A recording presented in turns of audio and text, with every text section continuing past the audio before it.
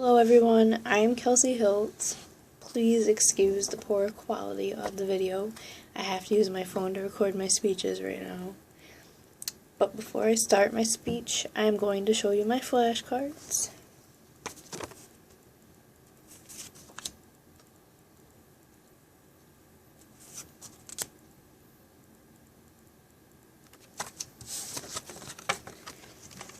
Okay. So today I'm going to be talking to you all about designer babies. What is a designer baby, you may ask? Well, a designer baby is a baby that comes from a genetically engineered embryo that was altered to produce certain traits. The mere thought of being able to pick out what your child could look like was once thought to only be something of science fiction. But we have obviously come a long way since then. Our technology has rapidly developed enough to bring about in vitro fertilization, also known as IVF. In vitro fertilization is used to help couples with fertility problems conceive children. The doctor helps select the embryo with the highest survival rate by using pre-implantation genetic diagnosing, also known as PGD.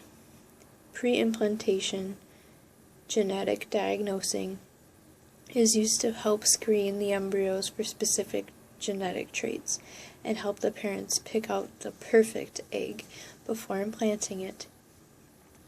The traits that could be picked out and changed for designer babies are gender, intelligence, appearance, personality, and certain genetically inherited diseases.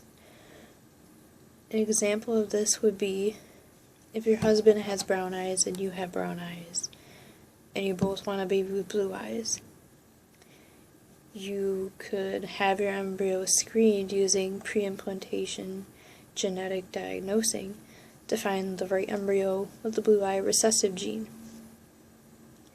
You could also use pre-implantation genetic diagnosing screening to find out which embryo will have some sort of genetic disease, such as anemia, diabetes, Down syndrome, Alzheimer's, Huntington's disease, spinal muscular atrophy, and many other diseases.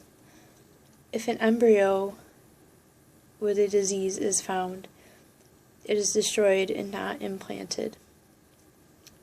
This could be seen as something that could greatly benefit society by eliminating the possibility of passing along diseases in families.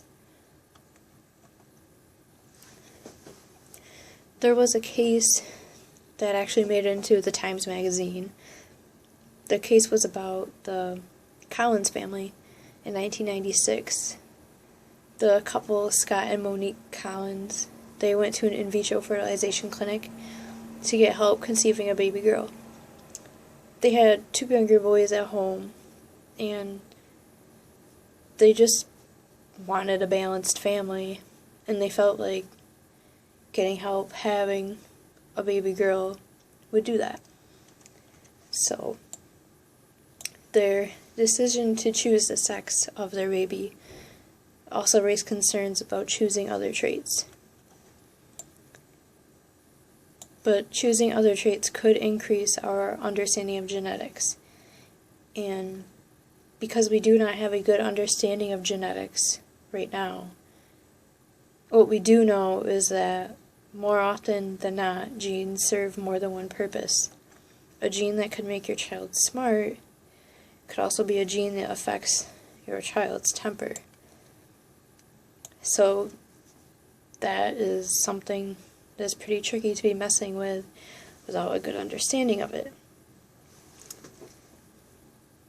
But if we do experiment more with it and we do get a better understanding of it, this could then lead us to being able to prevent diseases and increasing the lifespan of people. designer babies could be a both good and bad thing for society. How some people feel that it is a bad thing is that in a way we are sort of playing God by picking and choosing what we want to pass on. This could create a divide in society between those that are designer babies and those that are not. This also could lead to a lack of genetic diversity. If everybody picks the same traits and everyone looks the same, then the world would sort of become a little blah. This could also be seen as a violation of the child's rights because they're not able to pick, obviously. The process can be pretty costly, but is an option for any couple wanting to conceive a child. Also, the technology is still in the experimental stage, and because of this, there's still plenty of room for mistakes to be made. This process could also be abused and used for the completely wrong reasons. Some people do not want to be told what traits are good and bad to be passed to their child. But if you could have your perfect child created for you, would you?